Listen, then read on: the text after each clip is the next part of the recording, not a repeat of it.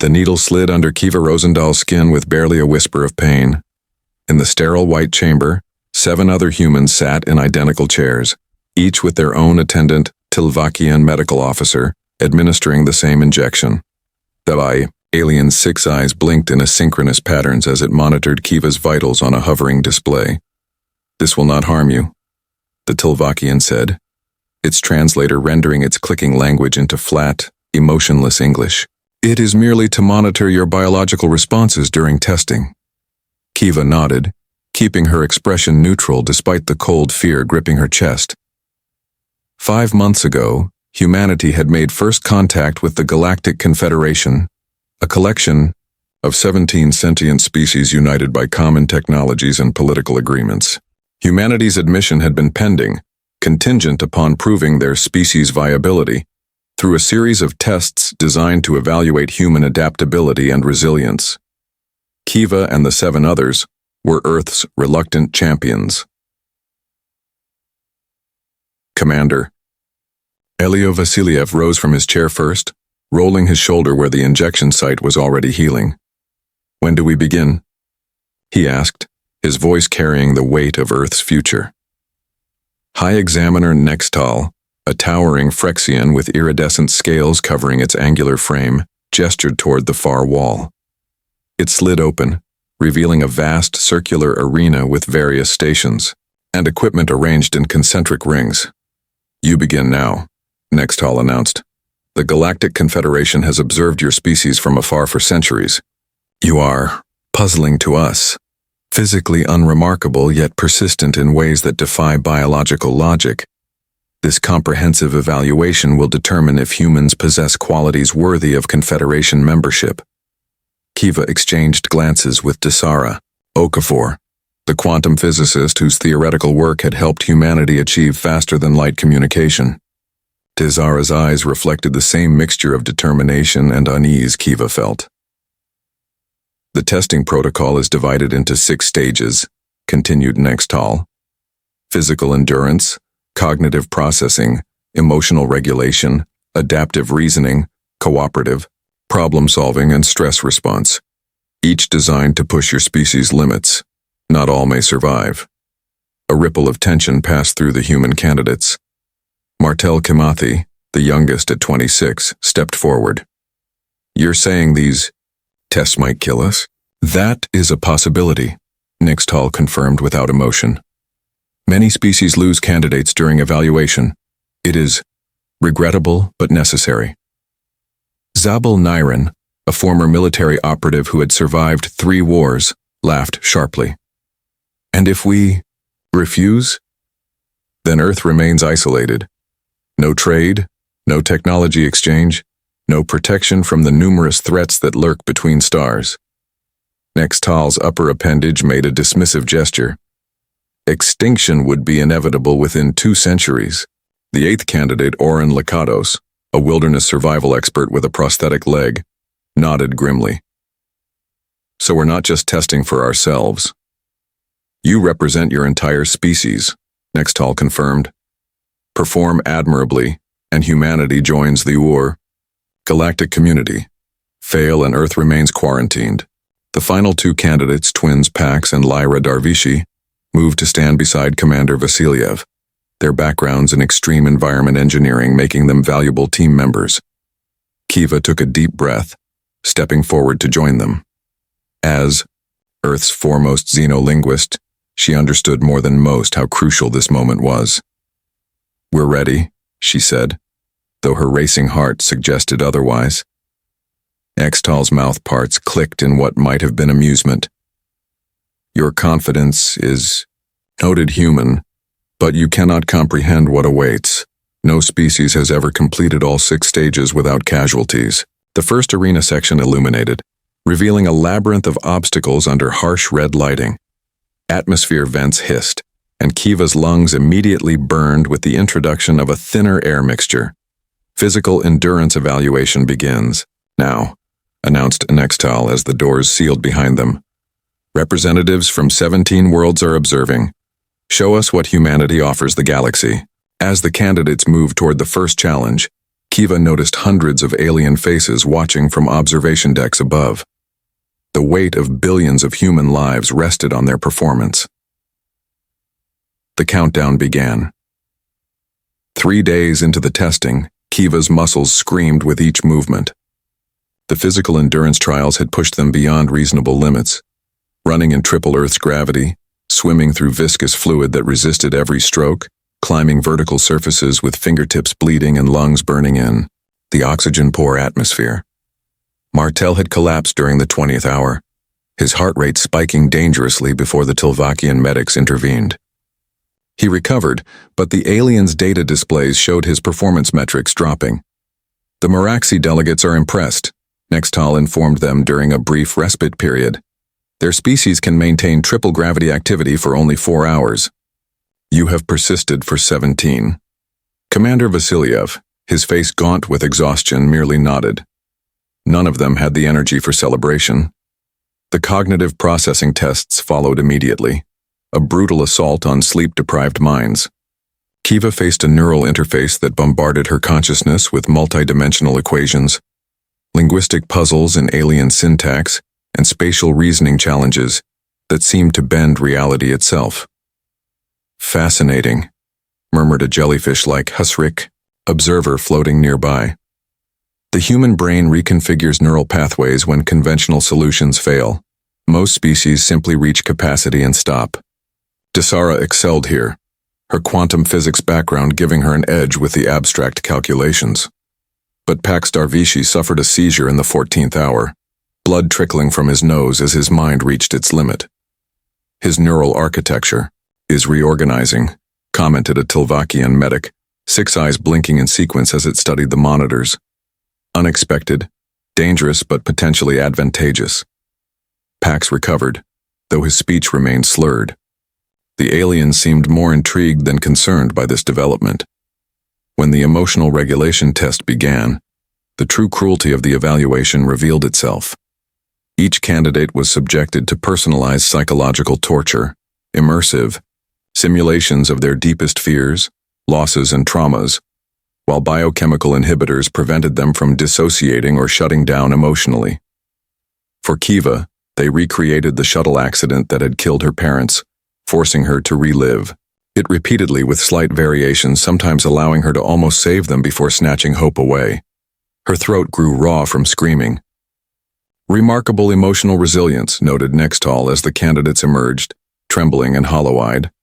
Most species compartmentalize or shut down. Humans feel the full impact yet continue functioning. We're not your lab rats, Zabel snarled, his normally controlled demeanor cracking. These tests go beyond evaluation into torture. Yet you persist, countered Nextal. The Jex representatives are particularly interested in this quality. Their species requires emotional suppression, implants to achieve similar functionality. The 4th phase, adaptive reasoning, brought new horrors. The candidates were subjected to rapidly changing environmental conditions, sweltering heat instantly switching to freezing cold, atmospheric pressure fluctuations that made their ears bleed, gravity shifts that sent them crashing into walls. During these challenges, they had to solve complex engineering problems while their bodies struggled simply to survive.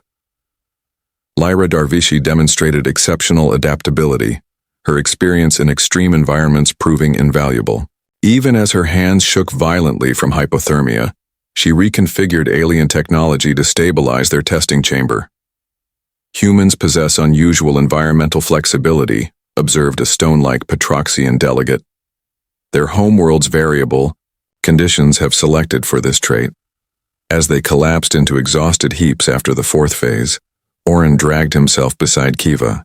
We're not going to make it through 2 more phases, he whispered, his prosthetic legs interface showing damage from the environmental extremes. Kiva watched as medics treated Desara for pulmonary edema, the physicist's lungs struggling after repeated pressure changes. We have to, she replied, for Earth. The observation galleries had grown more crowded.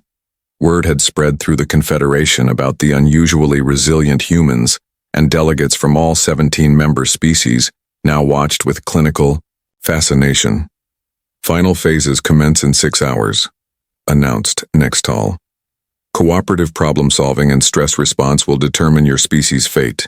As the candidates were led to the recovery chamber, Kiva noticed something disturbing in the aliens' behavior. Not concern for their welfare, but the intense interest of scientists observing particularly promising specimens. And as she caught Nextal transmitting data to a secured console, a chilling thought formed. What if this wasn't just an admission test? What if humanity's unique resilience made them valuable for entirely different reasons? The cooperative problem-solving phase revealed the Confederation's true interest in humanity.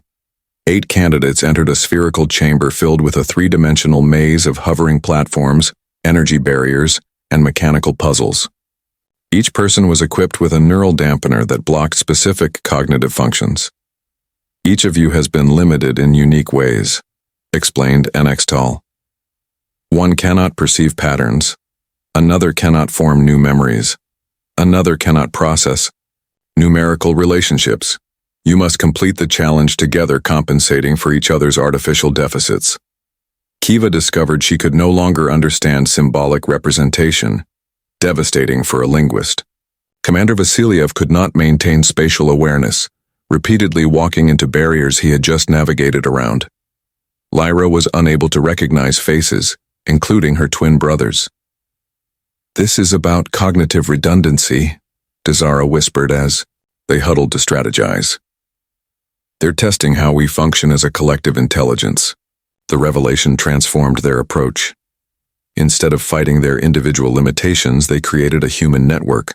Oren's intact spatial reasoning guiding Vasiliev, Desara interpreting symbols for Kiva, Martel remembering critical information for Zabel, whose short-term memory had been blocked.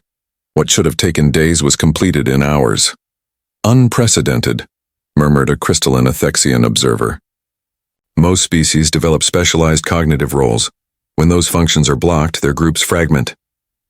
Nextal's upper appendages twitched in what Kiva was learning to recognize as agitation. Humans appear to possess generalized cognitive architecture. Any individual can partially assume another's cognitive role. The gallery erupted in clicking, humming, and pulsing lights as the alien observers communicated in their native languages. Kiva caught fragmented translations through her injected translator, military applications, and breakthrough adaptability. As the neural dampeners were removed, Kiva exchanged meaningful glances with Commander Vasiliev.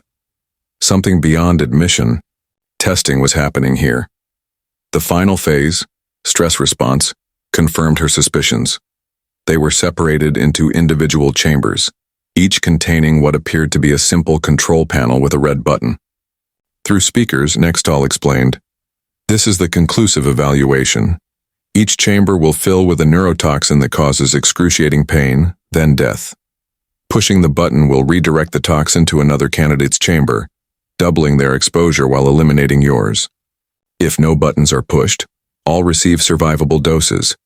However, if multiple candidates redirect, concentrations may reach lethal levels in targeted chambers."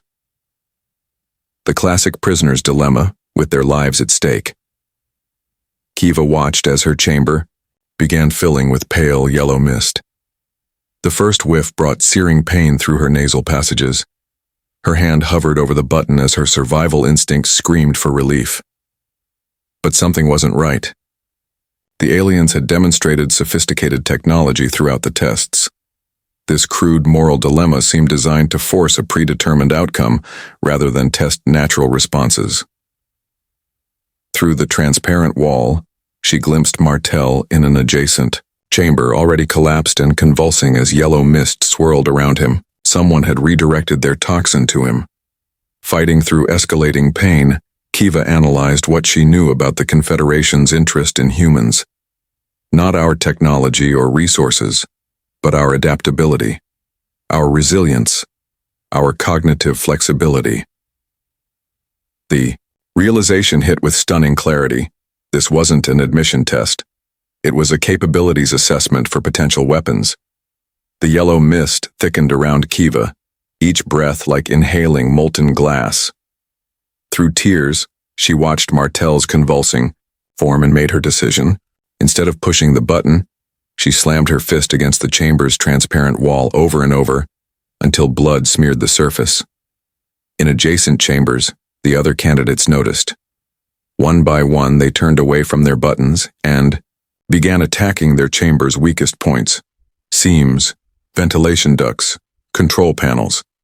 Even as the neurotoxin intensified, they remained focused on breaking out rather than redirecting their pain. Commander Vasiliev, military training evident, in his methodical approach, managed to pry open a maintenance panel and short-circuit his chamber's security. As his door slid open, alarms blared throughout the testing facility. Protocol violation. Nextal's voice thundered over the speakers. Return to your chambers immediately. Instead, Vasiliev staggered to Martel's chamber, overrode its controls, and extracted the now unconscious young man. Desara and Zabel, freed from their own chambers, helped evacuate the others. Armed Tilvakian security forces surrounded them, weapons raised.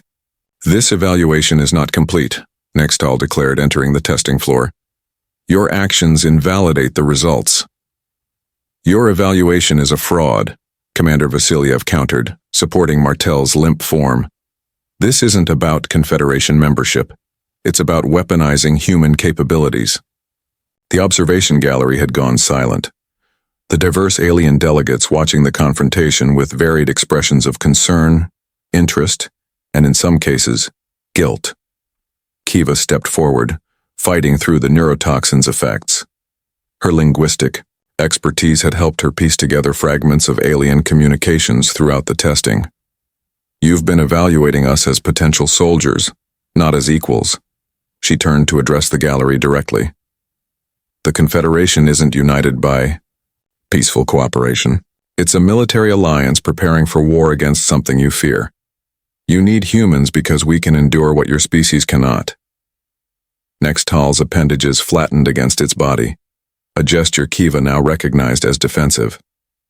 The Confederation faces extinction-level threats. The void hegemony expands at the galaxy's edge, consuming everything in its path. Your species' unique resilience could be our salvation. So you torture us to assess our combat potential?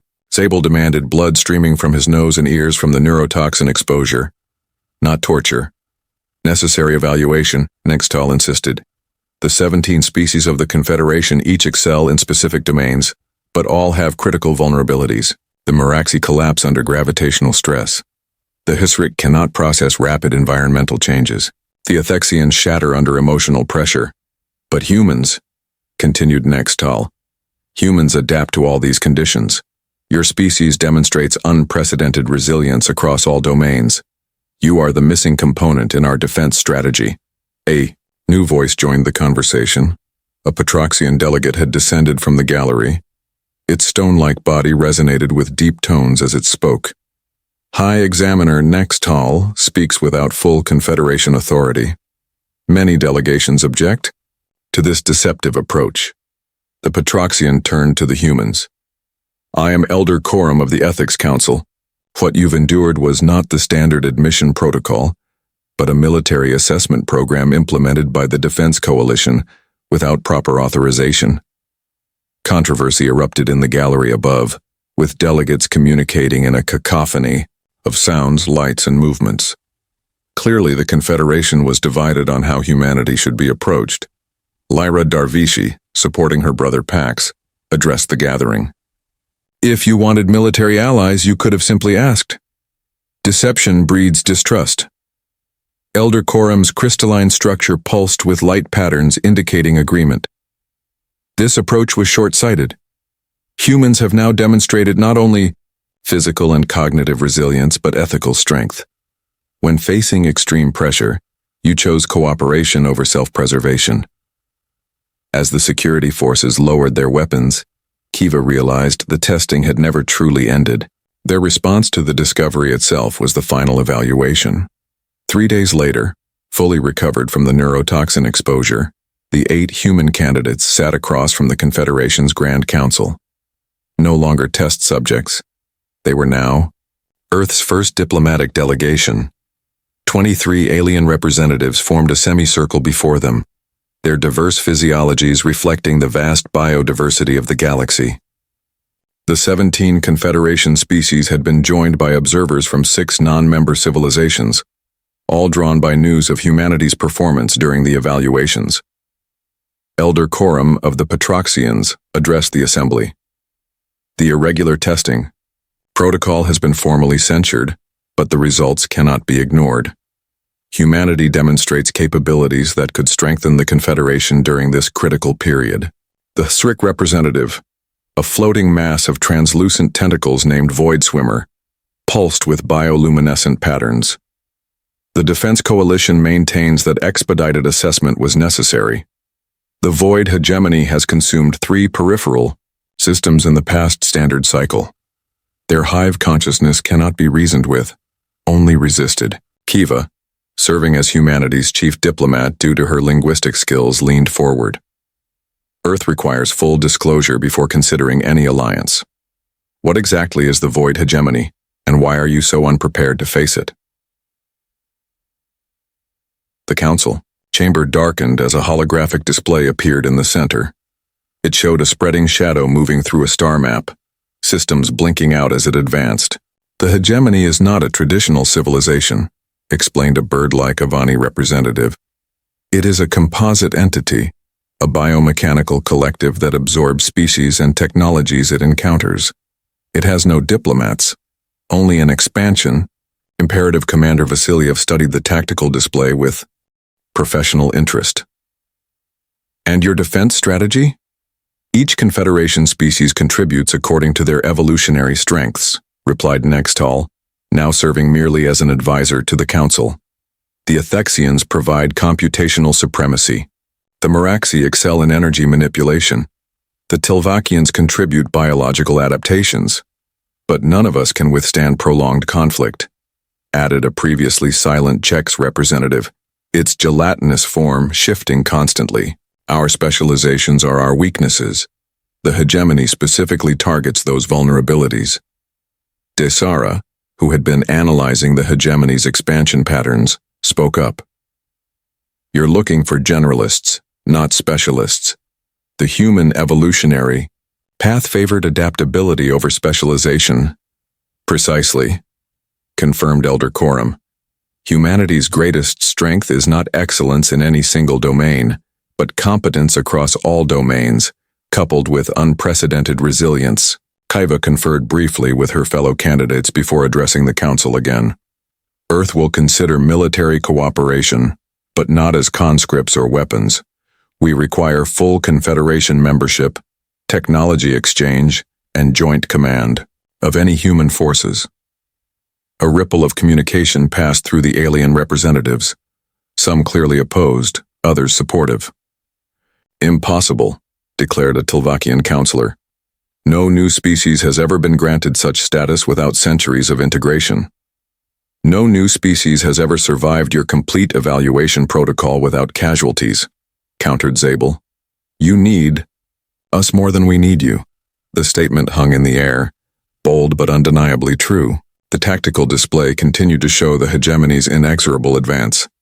Oren Lakatos, who had been quiet throughout, suddenly spoke. There's another option. A demonstration mission. One joint operation against the hegemony with human volunteers, operating under Confederation guidance but maintaining autonomy. The Council chamber erupted in discussion, with species communicating in their native forms, light patterns, chemical releases, vibrations, and sounds all merging in a chaotic exchange. Finally, Elder Coram raised a crystalline appendage for silence.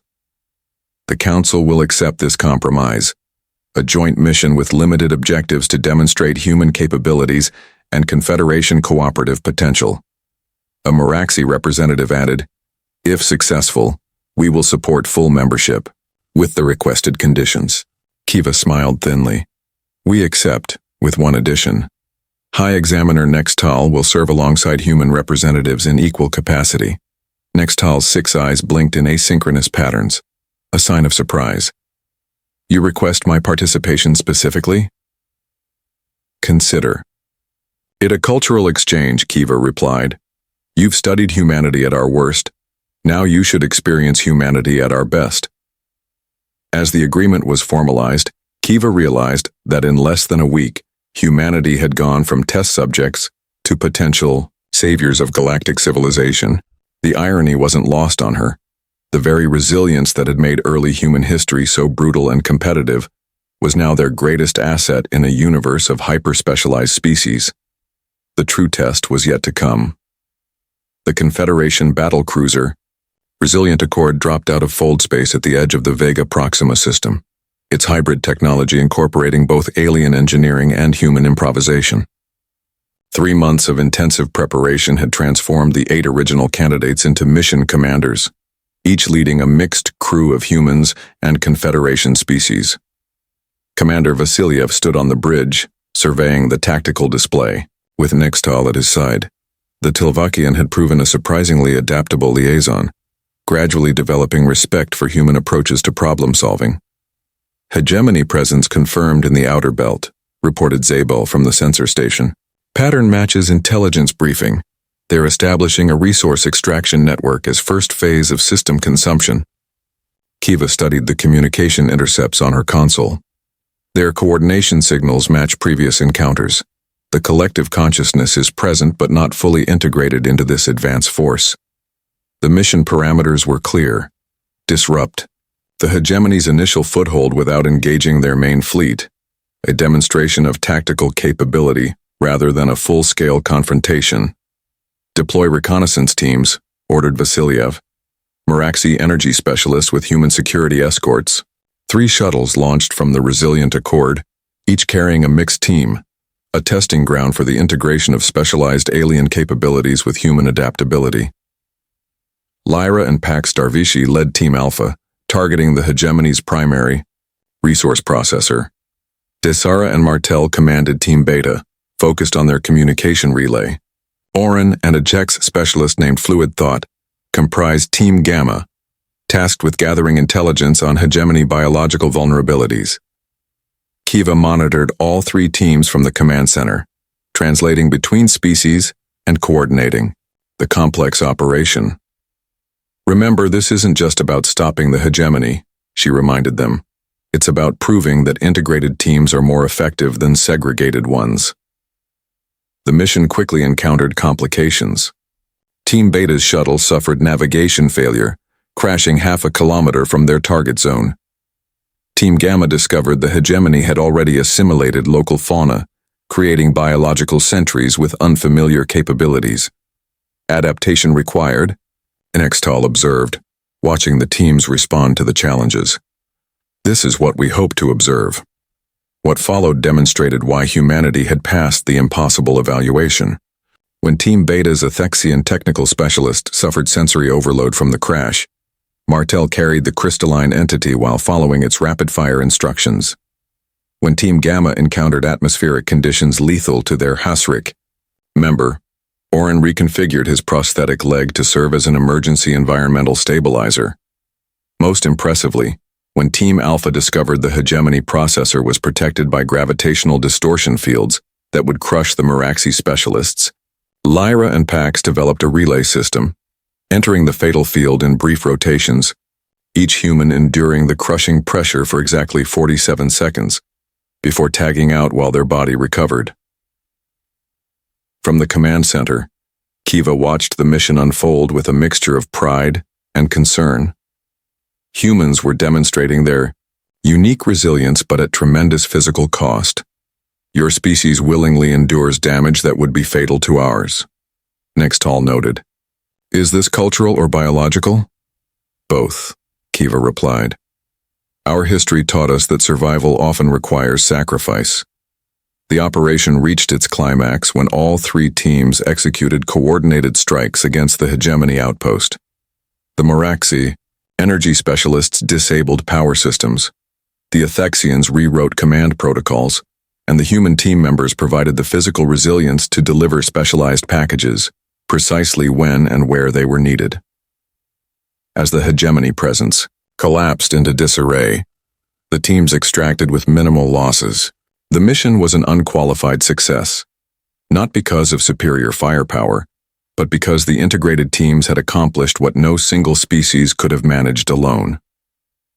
Aboard the Resilient Accord, The Grand Council's representatives received the mission data with growing excitement. The results exceed projections, Elder Coram announced. Humanity's integration with Confederation specialists demonstrates a new paradigm for resistance against the hegemony. Void Swimmer of the Husrik pulsed with affirmative bioluminescence. For too long, we have relied on species isolation, each contributing separately according to their strengths. This direct integration approach reveals new possibilities. Commander Vasiliev, his uniform bearing evidence of the mission's difficulties, addressed the Council directly. This is just the beginning. With proper training and technology exchange, human-alien teams could operate throughout contested regions. Next, Tal, who had witnessed humanity's potential from the first evaluation to this successful demonstration, raised all 6 appendages in the Tilvakian gesture of formal proposal. I move for immediate acceptance of humanity into the Confederation, with full membership status. The motion passed unanimously. As celebrations began throughout the ship, Kiva found herself standing before the observation window, watching the distant stars. Humanity had entered the galactic community not as conquerors or subjects, but as the missing piece that transformed 17 specialized species into an integrated whole, greater than the sum of its parts. We began as test subjects, she murmured, to herself, and became the testers. Behind her, Nextal approached with an official Confederation insignia. Your species has demonstrated what we had forgotten, that true resilience comes not from specialization, but from integration. Kiva accepted the insignia with a smile. The test designed to find our breaking point instead revealed our greatest strength. Which is? Prompted the alien. We don't break, Kiva replied. We adapt. As the resilient Accord prepared to return to Earth with news of humanity's new status, the Confederation archives recorded a new entry. Species 18, Humanity. Primary evolutionary advantage, adaptive resilience across all domains. Recommended deployment, integration with specialized units to create composite teams. Note: the human capacity to endure, recover, and continue functioning under conditions fatal to other species represents the Confederation's greatest asset in the coming conflict. The galaxy would never be the same.